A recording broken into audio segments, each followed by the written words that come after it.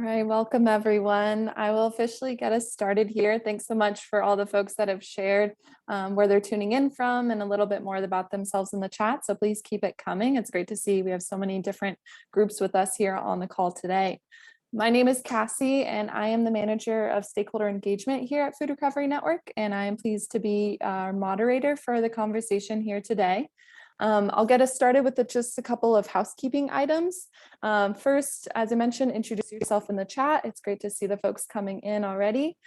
Second, you can submit any questions throughout the talk here today, either through our chat function or the Q&A function through Zoom. We really encourage you to engage with us and have this be of a dialogue, so please tune in with us there. And finally, the session is being recorded, so we'll make sure you all get the recording after that. But just to be aware of that. So to officially kick it off, we are so excited to welcome you to another round of Food Recovery Network's Roundtable Talks. This is an opportunity for FRN to share a little bit more about our successes and our challenges and key learnings from the last year and how it informs our work ahead in this coming year, but also an opportunity for you all, our network, to provide feedback and ask questions and really put a lot of different keynotes to help us inform our programming moving forward. We're really excited to share more about our data and more about our learnings in this last year. So we definitely encourage you to be a participant in that way.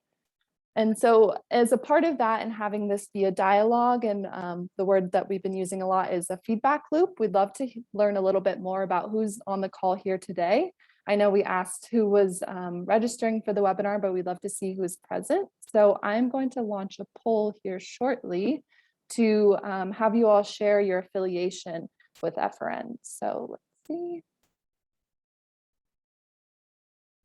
All right, you should all now see on your screen a poll that you can put in your answer to of describing your different affiliation with FRN, whether you're a student or alumni of Food Recovery Network, a higher education professional, hunger fighting nonprofit partner, a food service professional or food recovery verified business, or just a community supporter. So I'll leave that up just for another minute or so. I see the responses coming in.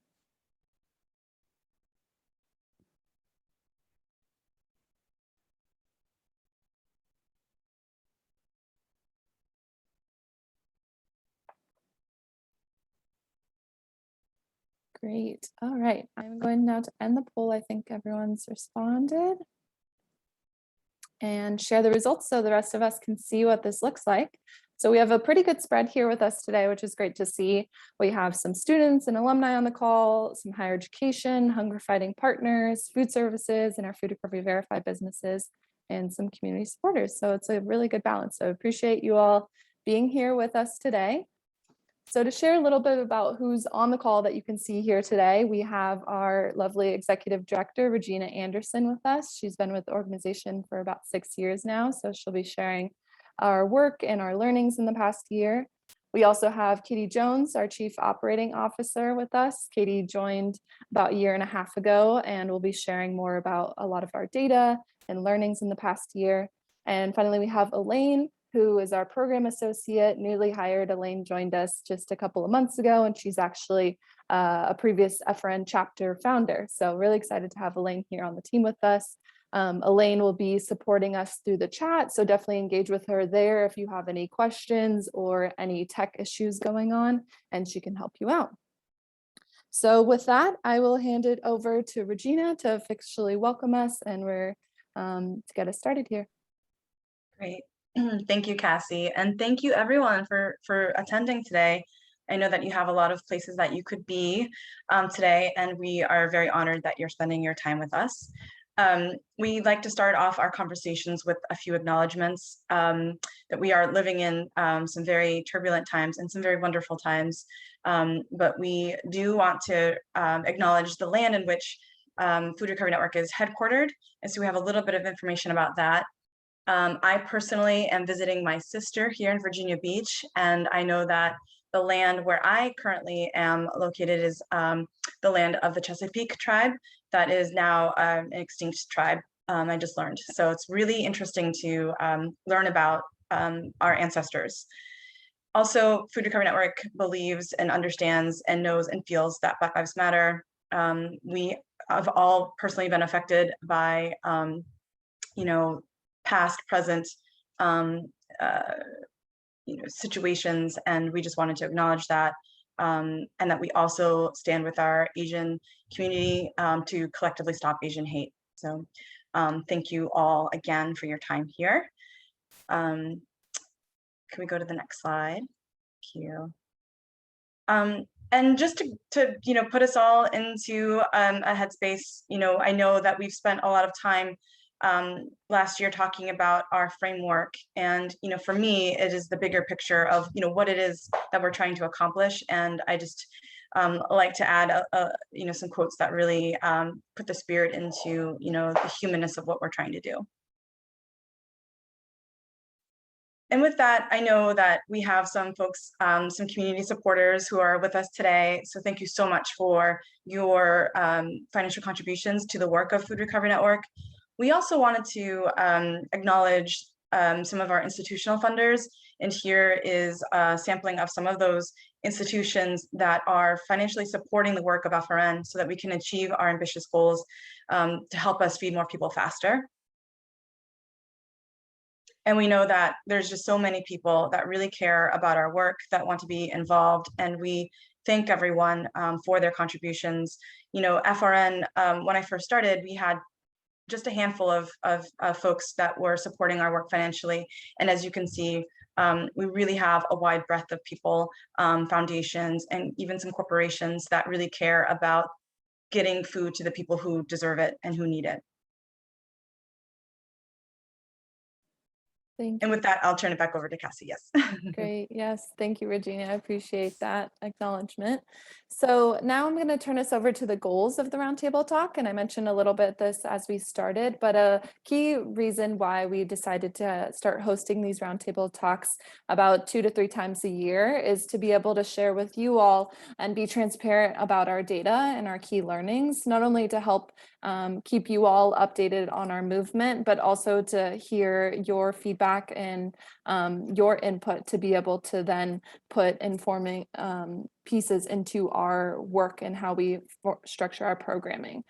So on that note, we also really encourage a feedback loop with our partners.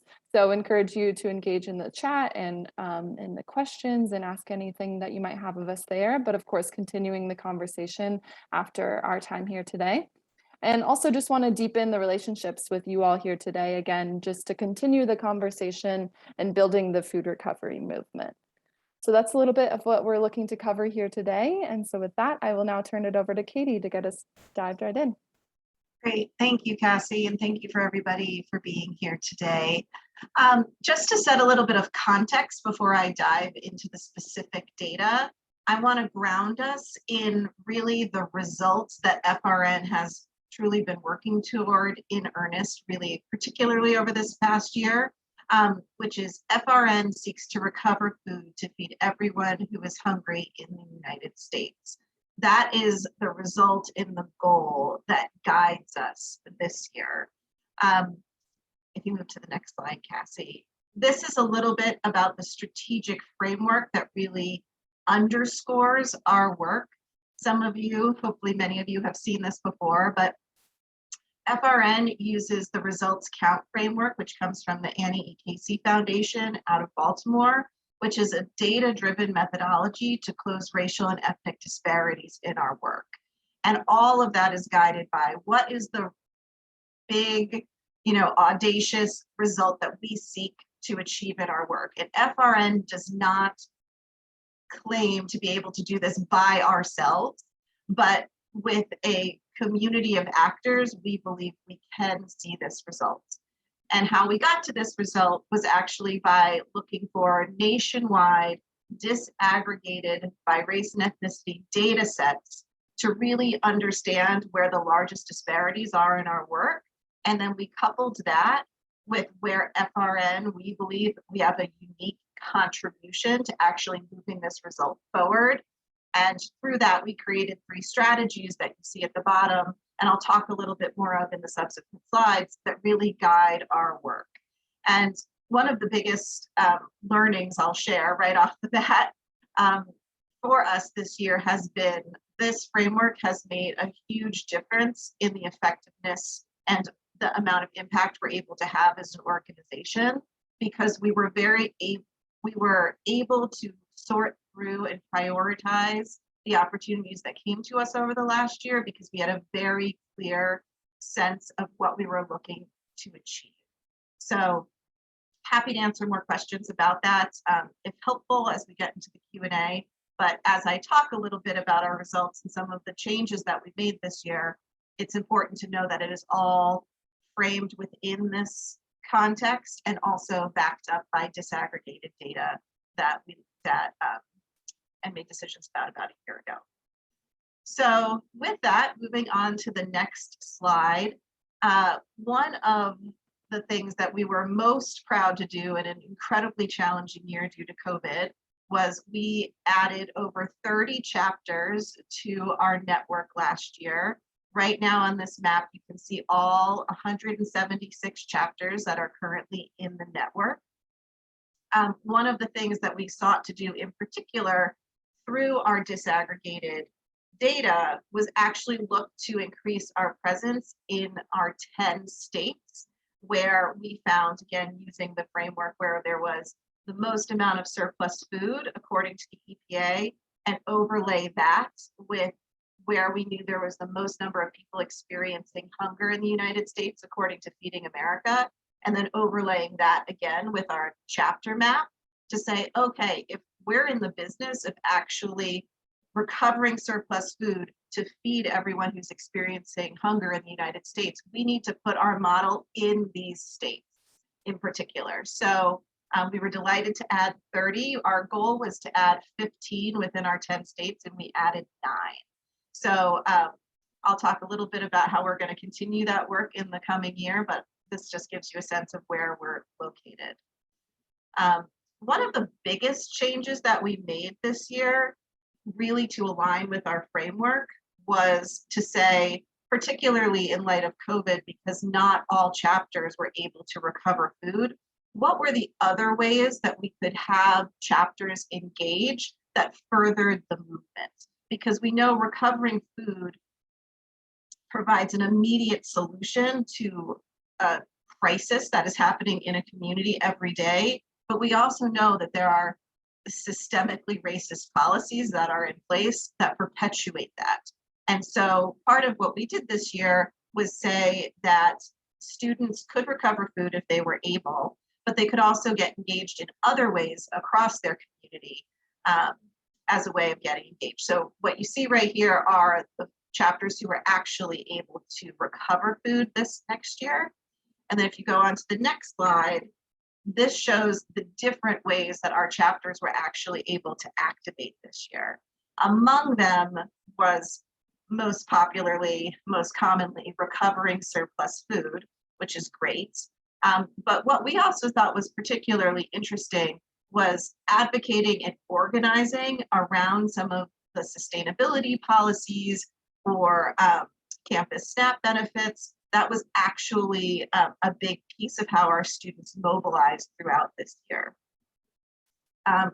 One thing I do want to note on this slide that's super important is we had our largest recovery year yet. We recovered over 1.3 million pounds of food, so that more than doubles what we did the prior year. And that was largely powered by our partnership with the Farmland Project. And this is really a great example of how I talk about, how we can partner with other organizations to achieve our results. The Farmland Project is another student-powered organization that specifically focuses on recovering surplus food from commercial farms, so large-scale farms that had a lot of disruptions in their service chain and their supply chain last year due to COVID. And so we partnered with them, and our students helped to recover over 1 million pounds of food from commercial farm fields across the United States, which was huge for us. The other thing that we learned as we were going along was that while recovering surplus food from commercial farm fields is a huge contribution to reducing CO2 and feeding people who are hungry across the United States, that food wasn't necessarily getting to the areas of the most need. So we actually launched in Atlanta in particular as one of our 10 focus states, local gleaning efforts. So we could actually keep produce in the communities where it is most needed in the areas that it's most needed. So that's again, really using our strategic framework in disaggregating the data to say that it is great that we've had this large impact, but we really have to segment further down to make sure that we are having the deepest impact that we can. So this is a little bit about what we did this year and a little bit about how our students activated. So let me stop there and see what questions people might have.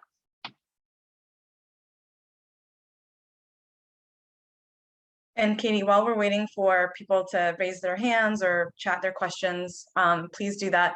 I again just wanted to, after hearing what Katie just mentioned for the full year, wow.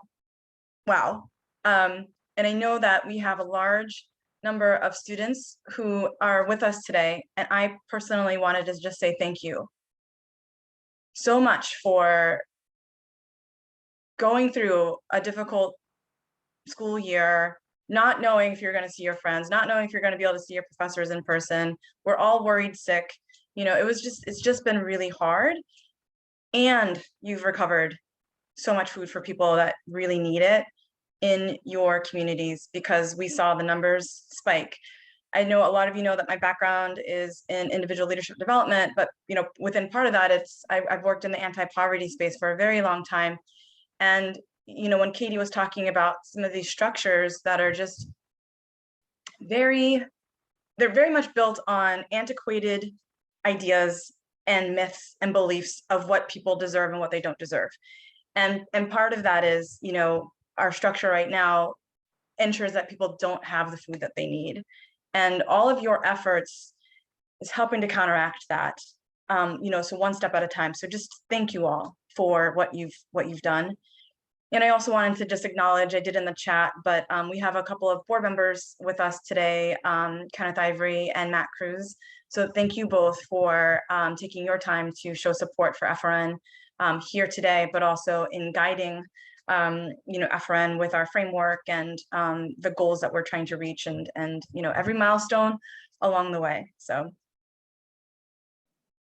Thank you, Regina. Katie, I did see a couple of, or one comment, and then I have a follow-up question from that for you. And then, oh, another couple questions I see coming in. So Tom O'Donnell, from our friend from the EPA, asked for you, Katie, what do you mean by disaggregating data? Sure. So what I mean by disaggregating data is you actually look at functionally the crosstabs of where you see the greatest racial and ethnic disparities in the country surrounding recovering surplus food and those who are experiencing hunger. So for instance, in Feeding America, they'll give you a top line number of 42 million Americans are currently experiencing hunger. But if you actually disaggregate that 42 by gender, age, region, race, and ethnicity, you can see that the overwhelming number of people who are experiencing hunger in the country are people of color. And so understanding not just that 42 million people, but those, but there's concentrations of where those communities are, and us having a commitment to closing those disparities. So that is what I meant when I said we're disaggregating data through race and ethnicity and on a state level to better target our impact. Great, thank you, Katie. And we had a student shared, I wanted to raise this comment that came in from the chat. The student shared, over the summer in northern Utah, they partnered with a local gleaning group to continue to their food recoveries while their dining services were shut down, which is really neat. So I appreciate you sharing that. And I wanted to share, we had a question that came in from our registrant list when we collected questions there as well. And students had been wondering how to navigate recovering food during COVID. So if you can share a little bit more about that, Katie, as well. Sure, it's a great question. So one of the things that we did, because we were hearing from our chapters about basically some haven't been on campus for 18 months, some were on campus sporadically. Like, what can we really do to help support our communities when we came back? So one of the things we did was we actually surveyed our dining provider list to say, tell us what your plans are for the fall. Are you planning on doing more grab and go? Are you preparing more buffet? Are things going to look, as they did kind of prior to a pandemic? What information can you give us so we can pass that along to our students? I will give a small little plug for the students who are on the call now that we are actually having a call on Thursday among our current student chapters. So that's also a great resource for anybody who wants to get really down into the data about what we heard. But as a top line, 90% of our dining providers responded that in order to prepare for this upcoming year, our chapters should prepare for full buffet returning. So as you think of the supplies that you might need, trays, gloves, also FRN provides full PPE. Again, all of that will be discussed on the webinar on Thursday, but certainly prepare for, essentially what campus might have looked like before COVID hit. That was what the survey results showed us. Thank you, Katie. We just had a couple more questions and then we Sure. can move on. We had another question asking, can you give some examples of advocating / organizing and mobilizing around sustainability that students are engaged on campuses? Sure. This is super interesting. So last year, again, aligned with our framework, and the third pillar is really about advocacy and mobilizing. One of the first things FRN did as a national organization was we actually partnered with Halal for Hunger, which would expand SNAP benefits to college students nationwide. It was a federal piece of legislation. And we piloted this and we pushed it out to our network. And we also had a small advocacy cohort. We considered it a learning cohort to say, we're going to actually give you the tools to advocate, and then you can actually pick a project, be it the expanding SNAP benefits or something specific to your community that you can work on. And what was really interesting to us is we found most of our students actually didn't want to advocate on federal issues. They actually preferred smaller community, very direct impact advocacy efforts. So some of the examples that we learned from that small learning cohort that I mentioned was actually working directly with campus administration to start an on-campus food pantry. That was one of the pieces of advocacy that a lot of students worked on.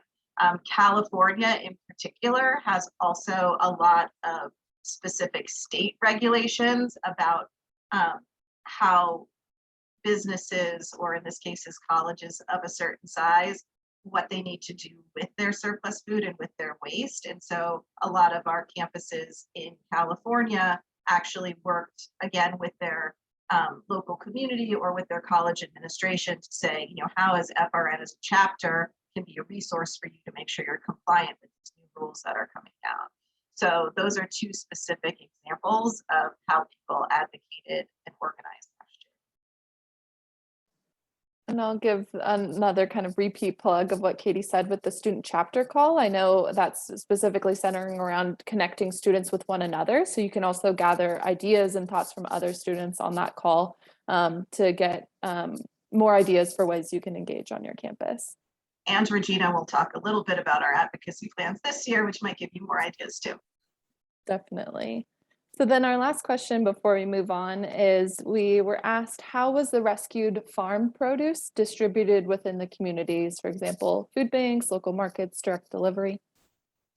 Yes, so I'll have to pull the exact data. I don't have that at my fingertips, but if you put your email in the chat, we can share that.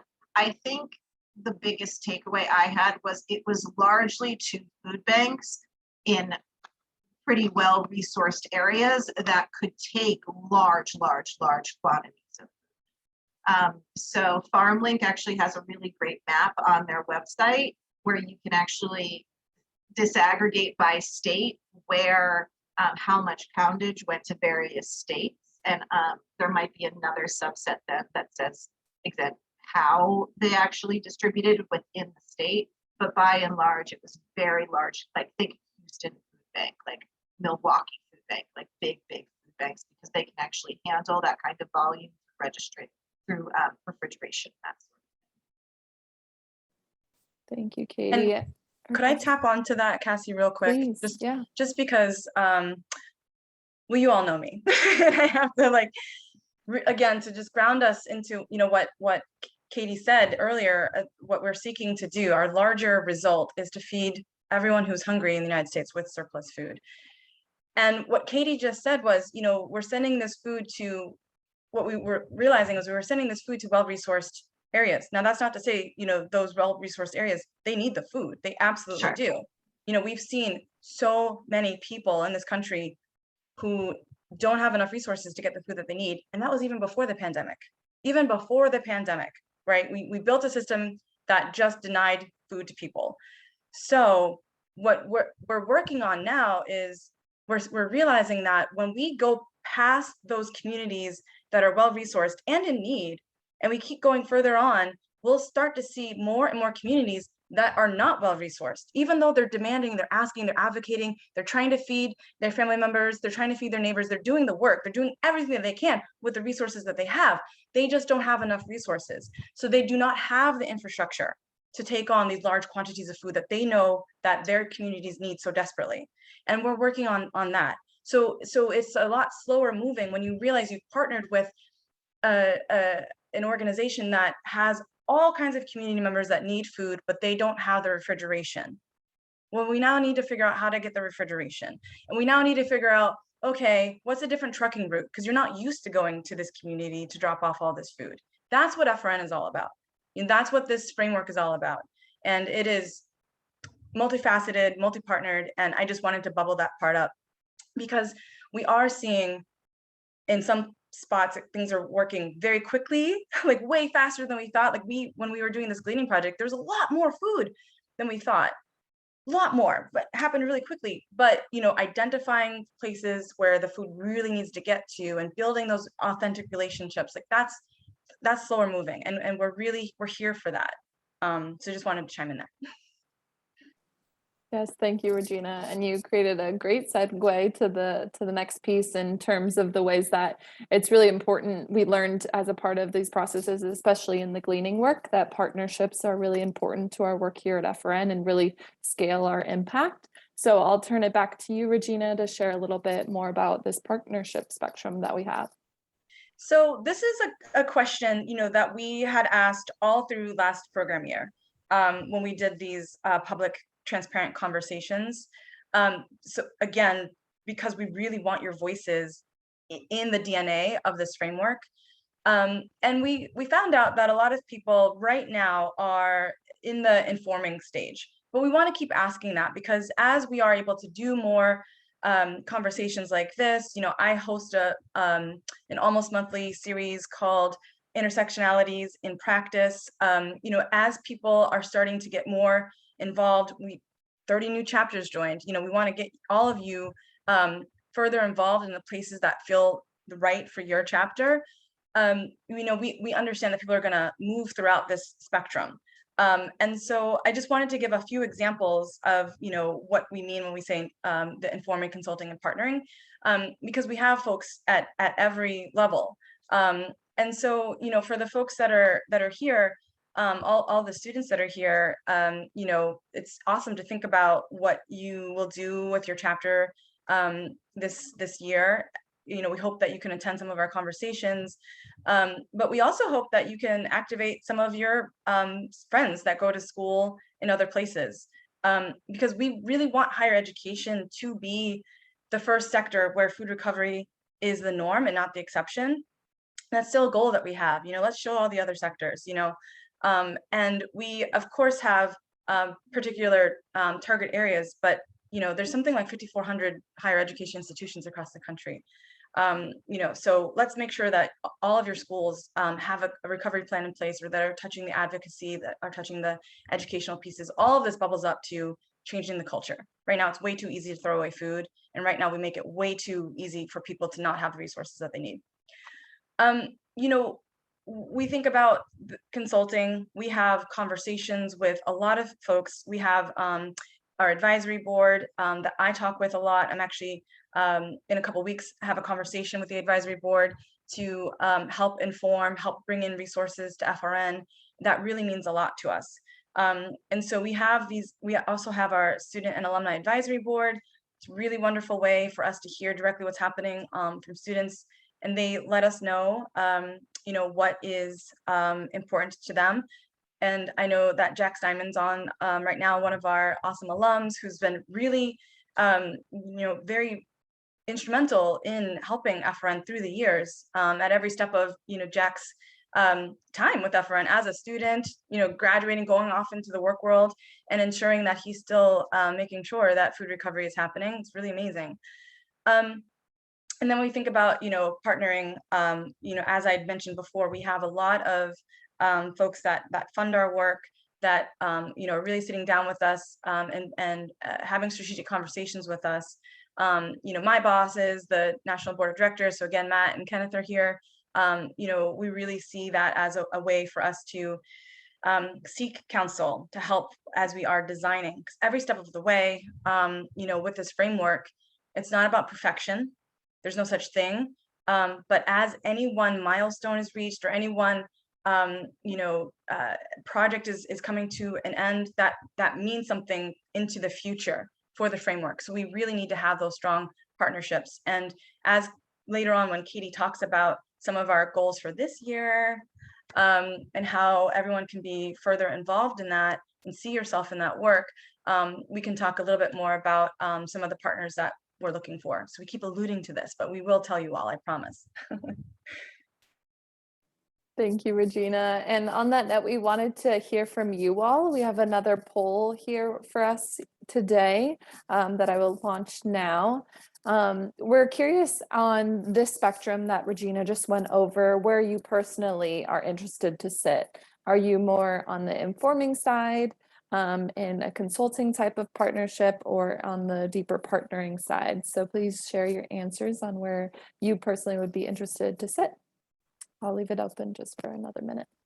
And Cassie, as you have that poll open, thank you. I just wanted to, keep on with some discourse as everyone's making their decisions, to know, again, this is very fluid. Sometimes we are in the informing stage because of any number of reasons, but know that that's not passive. That is a very active place to be in. If you haven't checked out our blog in a while, oh my goodness, there's so many amazing, very quick reads about this awesome work that we're talking about. And if you ever feel like, you know what, I actually do know a few people in higher education that I could probably introduce to the FRN team, let me send an email out to them to see if they're interested in that. We would love that. I'm actually, earlier today, had a conversation with a friend of mine who's a professor, and I asked him just that, hey, can you get some of your professor friends together so that we can talk about how to activate their schools, just as a personal, hey, do you want to have lunch with me kind of thing? And he was like, absolutely. It was great. So just know that if you find yourself in any one place in this spectrum, that you can toggle between all of them. And if you are in informing, think about, if you do want to become more activated, we want the on-ramps for you to be very easy, because there's a lot of awesome work to be done. Thank you, Regina. I am just about to end the poll. We had a lot of responses come in, and I'll share the results so we can all see as well. So it looks like, yeah, majority in the informing, about 50%, and then about nearly split halfway between the consulting and the partnering. So that's really great. Again, just to help us inform our programming and the ways that we communicate with the network and continue to fold you all in. So we appreciate your thoughts there. So with that, I'll move us along to the next piece in our key learnings here. We've learned so much, as I said, and I just really cannot emphasize, in such a wild time that had many, many gems and lots of hardships, over this last program year, we really learned that partnerships are the way to go. We've always known that.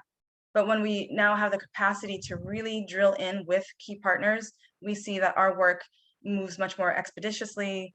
It helps to not only achieve our goals of feeding more people faster, but it helps achieve the goals of our partner agencies. And we're aligned in a common lexicon and a common goal. And it works so well for us. So we're going to continue on that best practice.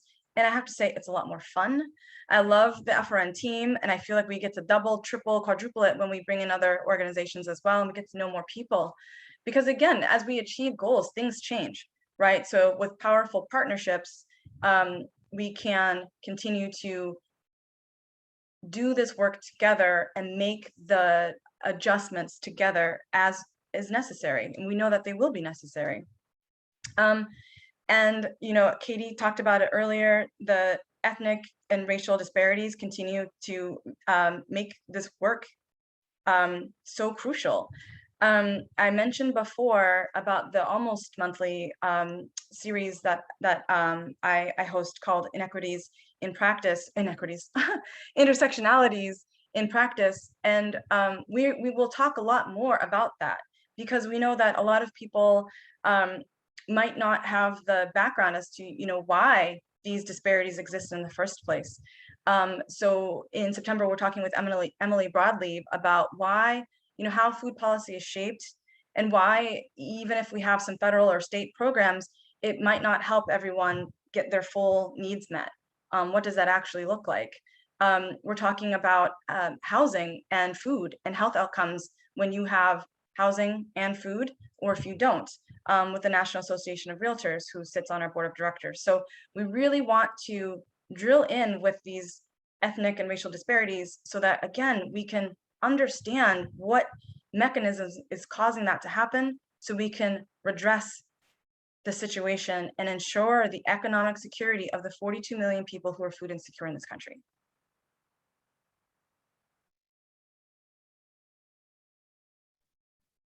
Okay, so then how did what we learn actually inform what we plan to do this year?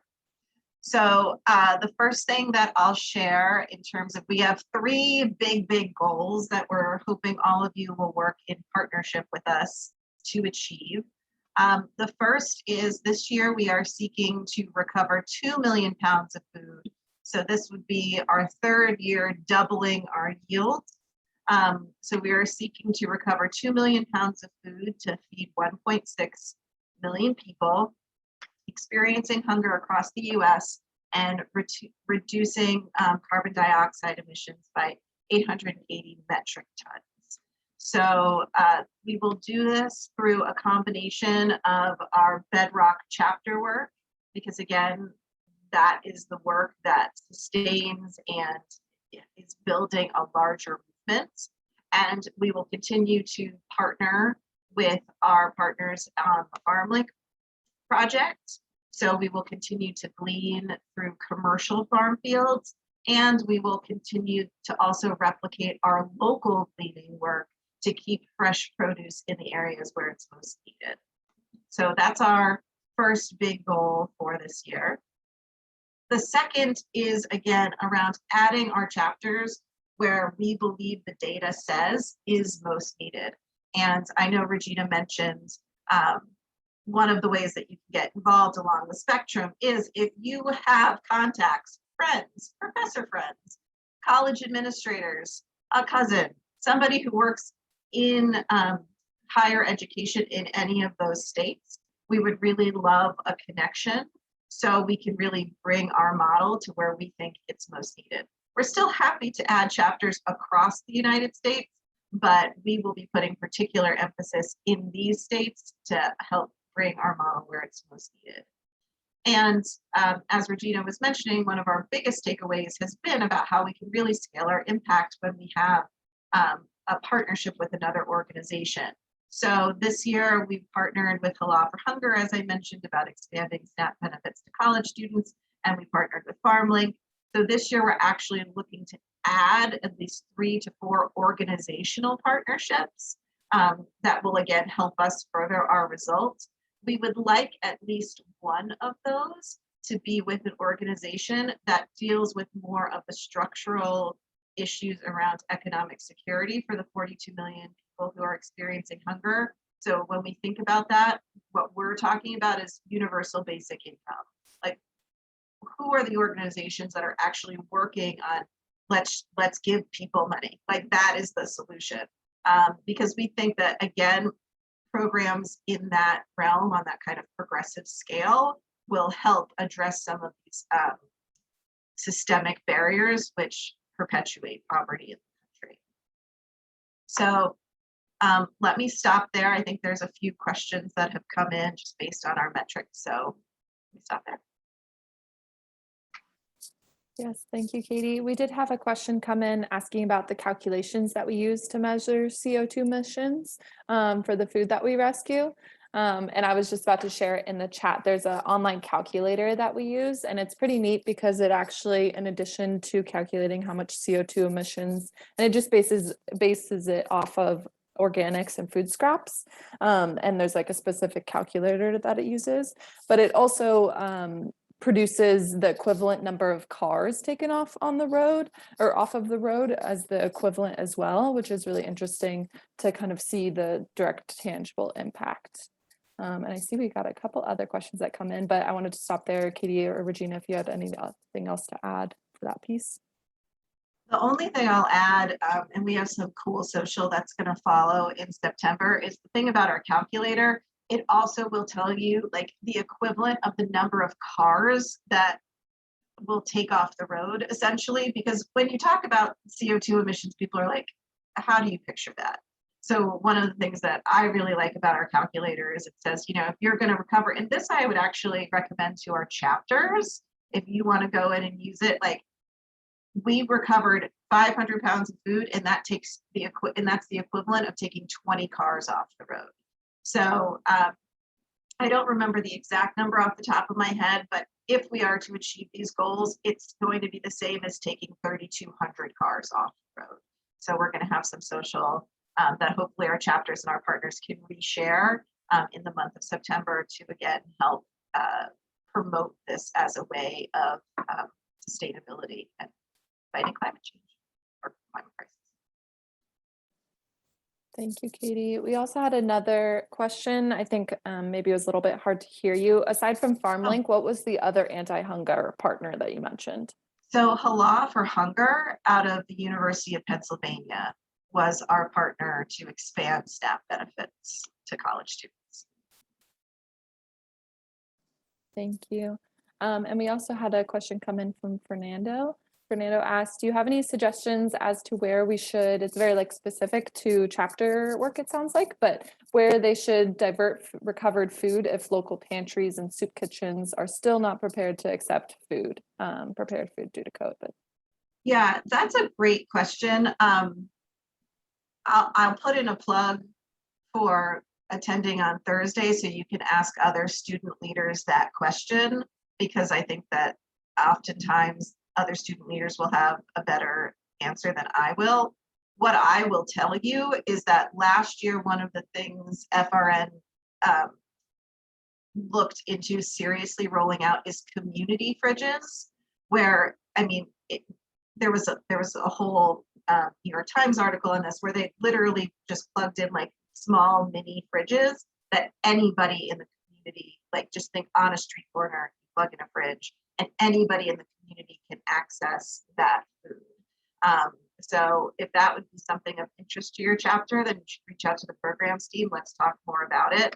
But even if people are not able to receive the food, that doesn't mean that people don't need it. So we should be looking at alternative ways to really bring more resources to the community. So that's one suggestion I would have. I don't know if Cassie and Regina, you have others. Yeah, I just wanted to, I mean, Katie, you just brought up to my mind, and yes, please come on Thursday. We'll record it, you know, so if you can't attend, but just start getting to meet all these other amazing students. What I love about FRN is the immediacy of now. We need to feed people now. So your question is, how can I find somewhere that I can bring all this prepared food to in the now? And FRN is working on the structural longer term, and hopefully it's not that much longer, because how do we keep letting all these people suffer? So I will say, in the immediacy of now, one of the things is that I find so amazing about our students is their tenacity and their resiliency and their ability to problem solve. So if you haven't been able to find one place to bring your food, keep asking other places. And eventually you do find a place that can accept that food. And maybe it's just for, you know, a little while until the place that you would normally bring your prepared food can go back to recovering. There's lots of reasons why people have stopped or started to recover food. But it literally sometimes it's just that sweat equity of doing the research to find a relationship that you can partner with. And Thursday, we can really help you. We can totally get into this very specifics of like, let's look at a map where you live. But then the systems change work, the longer term, is that FRN also lends our voice to some of these policies that make it so that people at the individual level are throwing away precious food when they don't need to. So that's date labeling. It's very confusing for people. It's one of the biggest drivers that causes individual food loss at the home. Grocery stores are pulling food that's still perfectly good because of this arbitrary label.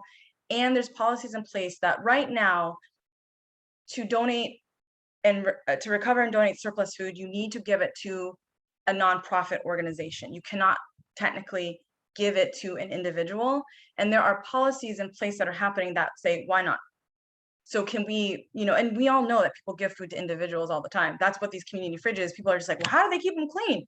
Try it, put a community fridge, you know, it's not that complicated to help people sometimes, you know.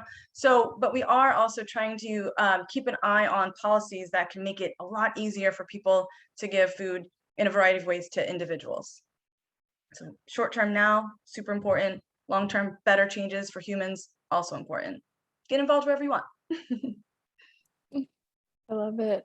Regina, I saw that you were interacting with some folks in the chat about universal basic income. And I know we had a question on our registrant list about the, I believe it was like Zero Waste Act that was coming up. So I was curious if you could share a little bit here more about our work that we're looking to do in the next year around advocacy and the specific topics that we're focusing in on. Absolutely. Okay, let me see how much time do we have left. Woo! So real quick with the universal basic income, also known as guaranteed basic income, when I worked at the anti-poverty nonprofit, and I've done a lot of anti-poverty work throughout my career, you know, and I'm trying to be more, I guess, upfront about my personal background, which is I grew up working poor. My parents were working poor. They worked, you know, shift work. They worked more than 60 hours a week, and it just didn't meet all of our needs. And so they had to just rearrange, you know, every single week was like rearranging what bills to pay and how, and, you know, then things come up like a flat tire. It's really stressful and horrible. And so, you know, and then I became like a working poor adult for a very long time until some of my longer term goals, you know, came to help me lift out of all of that. Very difficult and super unnecessary. So when we think about universal basic income, when we think about the structures that poor and working poor people have to endure, it is very complex. And I do hope that people can join us in our conversation with Emily Broadleaf next month, because when you think about you know, having to go here and there and fill out this form to get, you know, healthcare coverage for your kids who are like, you know, 2 and 5, but you have to have another form and go to a different building for your kid who's like 13. If you're trying to get to, you know, a food bank, they only offer food on Wednesdays. We have to go all the way across town to get food for Friday and Saturday. It is a mess and it's not necessary. And we do that because of structures that are patriarchal and racist that say we don't trust poor people with direct money, because we built this myth that if we give poor people who are poor because of decisions that they've made, it's not true, it's a myth, that they are not going to do the right thing with that direct money. It is not true. So the best thing that we have seen that is proven that will help lift people out of poverty is to give them direct money so they can make the best decisions for their families. They are not going to buy alcohol and drugs. They're going to fix their cars. They're going to fix the roof on their house. They are going to take their kids out for a nice lunch because they don't really get to do that. That's what poor people do with their money, like everybody else. So that's why we are working towards partnering around universal basic income and what that can look like. Because if you are working 60 hours a week and you still can't pay your rent, that is structurally wrong. It's structurally wrong. Anyway, universal basic income. And then the second question was around the Food Recovery Act. Yeah, it was let me pull up the exact name. The Zero Food Waste Act that was introduced in Congress. Yeah. Yes. So as I mentioned before, FRN, we do lend our voice for a lot of, we they call it sponsor, meaning we say, yes, that this is a really great bill or a piece of legislation. And so I have been in touch to add FRN's name to that. We were remiss to not add our name. Sometimes people reach out to me directly to see if we can, add FRN's name to that. That wasn't necessarily the case here, but we will add our names to that to say, the different provisions that are within that act. We that's the work that we're doing every single day. We have been part of other provisions in the past with Congressperson Shelley Pingree and Dick Blumenthal. That's where I was talking about the date labeling. So, if any of you ever see some, federal legislation around, food recovery, mitigating food waste, stopping organics from going into landfill, things like that, making food recovery easier. If you don't see us participating in it, if you don't see our fingerprints on it, please just let us know. It really helps us out if we can have you, that's a really great way to, again, help us. Thank you, Regina. So with that, I'm going to keep us moving. If anyone has any additional questions, please include them in the chat now. We're about to wrap up in the next few minutes or so. So we'll happy to capture any additional questions that you might have. Before I move to next steps and everything, I wanted to see Katie and Regina if you had anything you wanted to add as we start to wrap up here. Oh, sorry, Katie, please. No, go ahead. I just want to say thank you to everyone. And I'm sorry if I'm mispronouncing your name, Taran, or Taryn. I'm sorry if I'm mispronouncing. Yes, I'm very passionate. And I get that. I think compliment a lot. I hope it's that. But yes, and I am this passionate because I found, a place in a space that really makes sense for my brain and my heart. And I have worked side by side with so many amazing students and our funders and our other stakeholders, our dining providers, our partner agencies, these amazing people who are on the front lines. And that's where, this wellspring of passion comes from. It won't stop until we have equality, until we secure, and it's not just about securing the economic security of the 42 million people who are food insecure. We know that a lot of times people toggle on the poverty line. Any one little thing that happened to me when I was growing up, if I had a big bill out of the blue, well, it was very stressful. So we want to remove that for people who are literally just trying to live lives, get good education for their kids, maybe have a nice meal every once in a while outside. It's not like people want yachts for every single person, in this country. So I just feel like it doesn't make any sense to me what we're doing to all these folks. And we've twisted ourselves up into a pretzel to maintain harming people by not letting them have the food that they deserve. And so, until we stop that, I'm gonna keep with the passion. But thank you all for your time today. So I'll just echo to say thank you for your time today. What I'll add is, in the past, FRN National has always been a resource here for our variety of stakeholders, and hopefully what you've seen from us over the past year, and hopefully you're going to see more of this year, is really us trying to be in more frequent dialogue with you all so we can make sure that we are fully representing the movement and the authentic voices that are in the larger movement. So please know when we say, please come to Thursday, we really do want to hear from you on Thursday. And if you can't and we send you the recording, please just send us a note to say, thanks so much, I'll check it out. We're really trying to build and strengthen those feedback loops to make sure our work is the most impactful and most relevant that it can be. So thank you again for your time, and please do continue to tune in and touch base and reach out.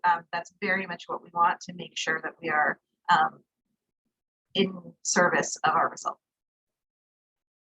And Cassie, real quick, I just saw Susan, I saw your comment, and another powerful partnership that that I'm starting to research is around graduating college debt-free or free community college, free college, 4-year institutions. So that is another area that we are focusing on, because when students are so, I don't even want to say saddled with debt, but it is detrimental. It is detrimental what is happening.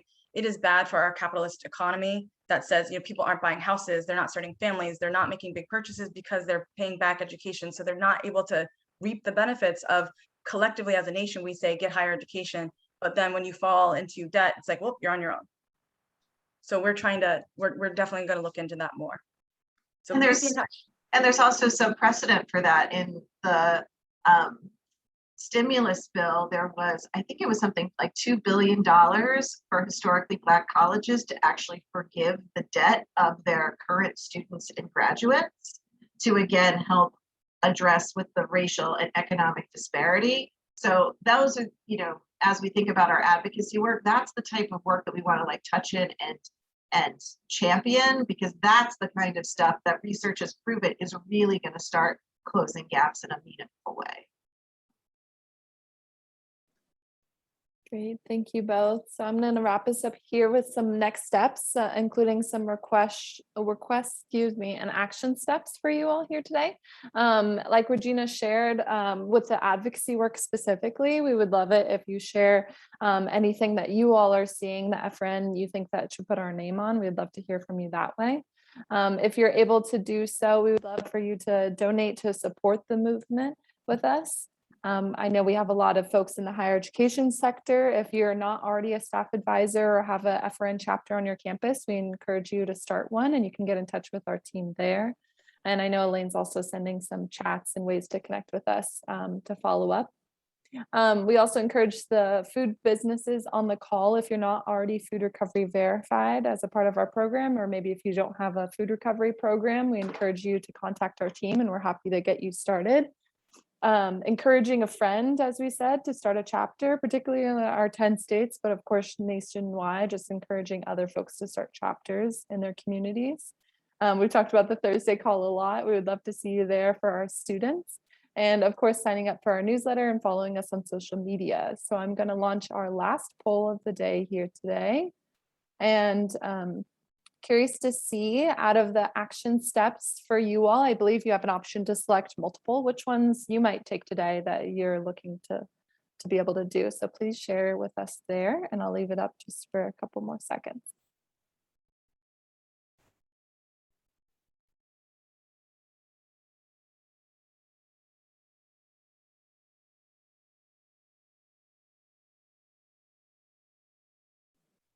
Thank you, Elaine, for all those resources. We're happy to share with folks as well in our follow-up. Awesome. I'm seeing some responses coming in. I'll just leave it up just for a few more seconds.